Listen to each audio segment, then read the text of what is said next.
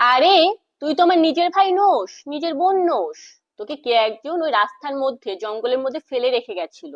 আমরা দেখতে পেয়েছিলাম। নেহাতি আমরা ভালো মানুষ ছিলাম, তোকে বাঁচিয়ে নিয়ে এসেছি বাড়িতে। তুই তো কুড়িয়ে পাওয়া। এই কথাটা প্রত্যেক ছোট ভাই বোনকে শুনতে হয় তার দাদা বা দিদির থেকে। আমাকেও শুনতে হয়েছিল।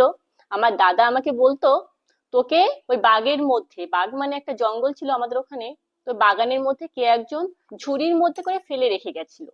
একটা বাঘ নাকি আমাকে খেতে আসছিল সেই সময়। আমার দাদা আমাকে দেখতে পায়, আমার দাদা সেখান থেকে বাঘের মুখ থেকে আমাকে বাঁচিয়ে নিয়ে এসেছিল বাড়িতে। ভাবুন তো, না হলে আমার কি হতো? বাঘটা তো আমাকে খেয়ে নিত, তাই না? আমি কুড়িয়ে পাওয়া। আমি আমার মায়ের থেকে হইনি, মানে ওর নিজের ভাই বোন নই। এটা প্রত্যেককে শুনতে হয়। এখন ভাবলে হাসি লাগে। আর এখান থেকে কিন্তু রাখি পরানোর ব্যাপারটা চলে আসছে। কেন বলুন তো? যেহেতু আমার দাদা আমাকে বাঘের মুখ থেকে বাঁচিয়ে নিয়ে এসছে, রক্ষা করেছে, সেহেতু তাকে রাখি পরাতে হবে।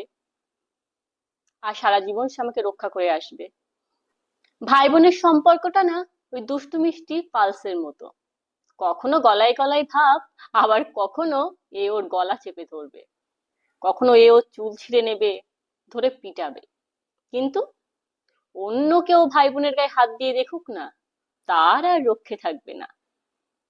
এ ওকে গালাগাল দিয়ে মারবে, কিন্তু অন্য কেউ পাশ থেকে কিছু বলে দেখুক ভাই বোনকে, তাকে কিন্তু 10 কথা শোনাতে ছাড়বে না।